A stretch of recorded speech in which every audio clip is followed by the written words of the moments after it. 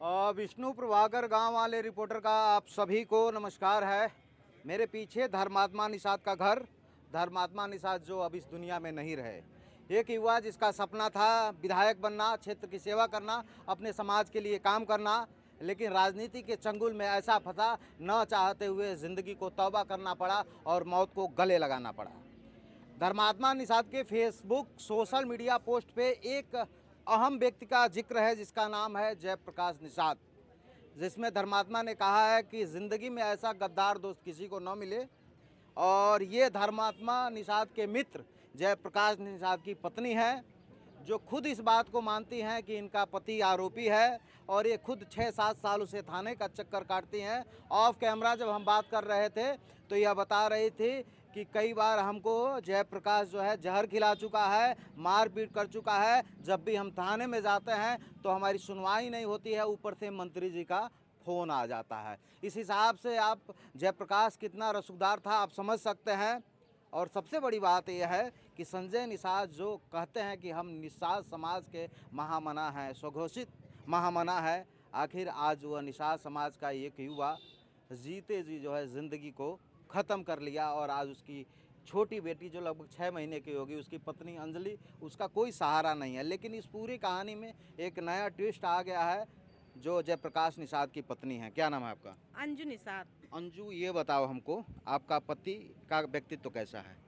कैसा आदमी अच्छा है? नहीं है, अच्छा अच्छा नहीं। इंसान नहीं, उसका पूरा परिवार ही नहीं अच्छा है। अच्छा, हाँ, अच्छे क्या परिवार आपके से। साथ क्या गलत किया है? मेरे साथ गलत किया, बहुत गलत किया है। बताइए क्या गलत किया है? गलत किया, मेरी जान लेने की कोशिश की है। अच्छा, मुझे 2 बार मारने की कोशिश की है। मेरा बच्चा मार डाला है। आपके बच्चे को भी मार डाला है? हाँ, हत्यारा है, जयप्रकाश हत्यारा है। तो आप और मानती? उसमें जितने भी उसके साथी हैं वो भी सब इसके जिम्मेदार हैं। धर्मात्मा ने जब सोशल मीडिया पे एक पोस्ट लिखा है, उसमें जिक्र किया है मेरी मौत के जिम्मेदार डॉक्टर संजय निषाद, परवीन निषाद, श्रवण निषाद और ख़ास करके आपके पति का नाम जयप्रकाश निषाद। क्या आप मानती है ये चारों लोग गुनहगार हैं? हाँ, जब वो अपने पत्नी का नहीं हो सका तो मित्र का भी नहीं हो सकता। गुनहगार है। जब वो मेरा लोग एफआईआर दर्ज नहीं होने दे रहे हैं तो गुनहगार कौन नहीं हैं। दर्ज होने दे रहा है? यही लोग, डॉक्टर संजय निषाद, परवीन निषाद और सरवन निषाद। कितने सालों से थाना का चक्कर लगा रहे हैं? मैं 7 साल से भी काट रही हूँ थाना चक्कर। 7 साल से थाने का चक्कर लगा रहे हैं। जब भी थाना आती हैं तो किसी का फोन आता है हाँ। और आपका कोई जो है सुनवाई नहीं होता नहीं है। होती है। और तो मेरे घर दवा बनाने के लिए भेजते हैं, मेरे भाई को मारने के लिए हमको कि कह दो कि थाने मत जाए। अब आप एक महिला हैं, एक आपकी बहन की जैसी अंजलि है जी, जो विधवा हो गई। मेरा तो पति रह कर भी मैं विधवा की जिंदगी जी रही हूँ। 6 महीने की उसकी बेटी भी है। आखिर अंजलि के लिए क्या न्याय की गुहार लगाएंगे आप? मैं चाहती हूँ कि उन सबको सजा मिले, किसको? जयप्रकाश को, डॉक्टर साहब को, क्योंकि यही सारे लोग मौत के जिम्मेदार संजय हैं। निषाद हमेशा कहते हैं कि मैं मछुआ समाज का रहनुमा कुछ हूँ। भी नहीं है। क्या ये सच में एक- समाज के लिए काम करते हैं? नहीं करते हैं। जब वो हमारे लिए नहीं किए हैं, धर्मात्मा जी के लिए नहीं किए हैं तो कुछ भी नहीं करते हैं, केवल अपनी राजनीति चलाते हैं। अच्छा, क्या नाम, जात को आगे करके अपनी राजनीति आगे करते हैं? केवल जात के नाम आगे किए हैं, अपने तो काम करते हैं। अच्छा, तो अभी तक आपने जो देखा, अब आज जो है सुबह से जो है धर्मात्मा के घर पे ये अंजू पहुंची हैं और ये खुद बता रहे हैं कि इनका पति का व्यवहार कैसा था, जो खुद 2-2 बार जो इनको मारने की कोशिश किया।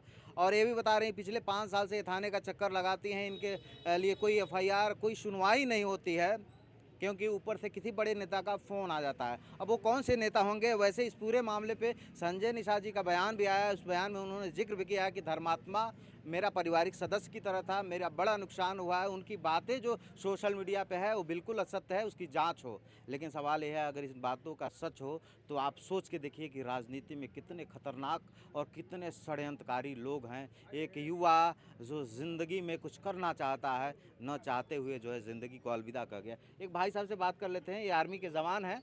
कुछ बता रहे थे आप, कैमरा मुझे क्या सर, मैं अपना परिचय बता दूं। जी। मैं भारतीय सेना से रामानुज यादव नाम है, संत कबीर नगर से आया हूं। अच्छा, सर्वप्रथम ऐसे बहादुर नौजवान धर्मात्मा हमारे मित्र थे, उनको मैं सच्ची श्रद्धांजलि सलूट के माध्यम से देना चाहता हूं। आप भी सेना से हैं? जी, आपके मेरे साथ में धर्मात्मा जयप्रकाश निषाद करीब 2 से 3 महीने तक निकाले हैं। अच्छा अच्छा, धर्मात्मा की कार्यशैली, लोकप्रियता को देखते हुए डॉक्टर संजय निषाद अच्छा, और ये वर्तमान सांसद थे उस समय, प्रवीण निषाद जी और सरवन निषाद जी, अच्छा। ये तीनों लोग प्लस जयप्रकाश निषाद जी षड्यंत्र कर करके उनके क्रांतिकारी रथ को हमेशा रोकने की कोशिश करते हैं। मैं 1-1.5 साल पहले से जान रहा हूँ। एक बात बताइए हमको, जी। जब जब प्रकाश की बात आती है तो ये कहा जाता है, जब धर्मात्मा निषाद की बात आती है तो एक बात कहा जाता है, वो डॉक्टर संजय निषाद की हनुमान की भूमिका में काम करता था। हनुमान की लेकिन भूमिका में आखिर काम संजय करते- निषाद ही क्यों ऐसा किए हैं? वो तो उनके पार्टी का सिपाही था, वो बता रहे थे कि हम उसको जयप्रकाश बहुत मानते निषाद थे। जो था हम्म, वो लेन देन करता था पैसे का, वो चाटुकारिता करता था। अच्छा। और ये धर्मात्मा निषाद थे क्रांतिकारी, जहाँ नौजवानों, गरीबों, मजलूमों की आवाज़ बुलंद करने की कोशिश होती थी, इनको खड़ा कर देते थे, अच्छा। फायदा इनसे लेकर के और अपनी रोटी सेकते थे। अच्छा, क्या धर्मात्मा की पॉपुलैरिटी से भी परेशान थे क्या ये लोग? परेशान थे ही, परेशान थे तभी तो ये षड्यंत्र करते थे। अच्छा, कि मैंने धर्मात्मा कई आगे बार बढ़ देखा, मुझसे खुद 3,50,000 रुपए जयप्रकाश निषाद, आनंद पांडे, अच्छा। मेरा भाई जेल चला गया था उस समय इन्होंने लिया अच्छा। और 1% कोई मदद नहीं किया उस किस समय। बात के लिए 3.5 लाख रुपए लिया? वो जब भाई मेरा जेल चला गया था 302 में, और पूरा इलाका जिला जान रहा था, प्रशासन जान रहा था, निर्दोष मेरा भाई जेल गया था, तो उस समय इन सब ने 3,50,000 रुपया किसी के माध्यम से कांटेक्ट हुआ। उस समय धर्मात्मा ने जब पैसा फंस गया, धर्मात्मा ने मेरे तरफ से कई बार इन सबको समझाया कि वो फौजी आदमी, उनका पैसा वापस कर दीजिए।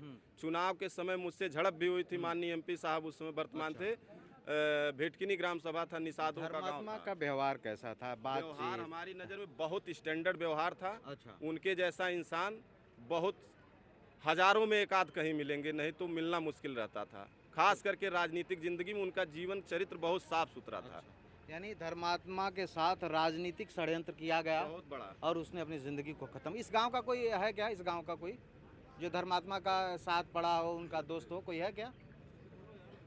कोई है इस गांव का? कोई है तो आ जाओ भाई। आप इस गांव के हैं भाई साहब? इस गांव के हैं आप? धर्मात्मा को जानते हैं? जानते हैं। धर्मात्मा का कैसा व्यवहार था? व्यवहार बहुत अच्छा था, बहुत ठीक लड़का था। ठीक लड़का था। हाँ। राजनीति में भी आगे बढ़ रहा था? राजनीति में आगे भी बढ़ रहा था, लेकिन उसके आगे बढ़ना किसी को देखा नहीं गया। नहीं देखा नहीं देखा गया। और सबसे दुख की बात है कि एक मध्यम वर्गीय परिवार से ताल्लुक रखता था, व्यवस्थाएं नहीं थी, लेकिन जो है कुछ नहीं किया, अपने लिए कुछ नहीं किया कुछ है, नहीं किया। जनता के लिए किया है। अच्छा, माता जी उनकी बता रही थी कई बार अपना खेत भी बेच दिया हाँ, है। बेच दिया है, हाँ, बेच दिया। समाज के लिए, हाँ। लोगों के लिए, पार्टी के लिए। बिल्कुल सही बात है। लेकिन उसका सिला ये मिला कि जो है बंद कमरे में सुसाइड करना पड़ा। बिल्कुल सही है। तो ये इस राजनीति की सच्चाई है। अब आगे बात तय करेंगे, जब शासन प्रशासन जांच करेंगी तब बातें सामने आएगा। लेकिन सवाल ये है कि हिंदुस्तान का युवा अगर मध्यम वर्गीय परिवार से ताल्लुक़ रखता है, नेता बनना चाहता है, तो मैं बिल्कुल कहूँगा इस राजनीति में मत आइए, क्योंकि इस राजनीति का चाल कुछ और है और चरित्र कुछ और है। इस पूरी घटना का सारा अपडेट आप सबको गाँव वाले रिपोर्टर के साथ मिलता रहेगा। विष्णु प्रभाकर का आप सभी को